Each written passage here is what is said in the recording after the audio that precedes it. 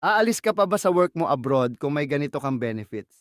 Lalo na yung panghuling benefits na talaga namang nakakapanghinayang dito sa Macau.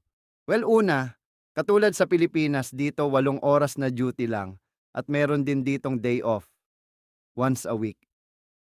Pangalawa, may holidays din sa Macau at di lang siya basta double pay, but it is double pay plus one compensation leave.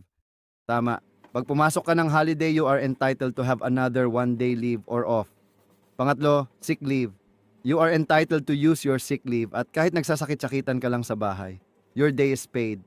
You just need to follow the protocols kapag nag-sick leave ka. Panindigan mo lang at galingan mo lang magpanggap. Pang-apat, annual leave. Yes, may annual leave ka every year at of course, katulad ng ibang company, bayad ang araw mo kahit nasa Pilipinas ka. Pwede mo siyang gamitin ng paunti-unti or gamitin mo agad lahat. Some of my coworkers umuuwi ng 3 beses o higit sa Pinas sa loob ng 1 taon. Paano? Maximum 2.5 oras lang kasi yung biyahe. Pang-apat, the salary of course. Sa lahat ng inaplayan ko, Macau is the one who have the highest offer salary. Literal na competitive. Number 5, yung bonus.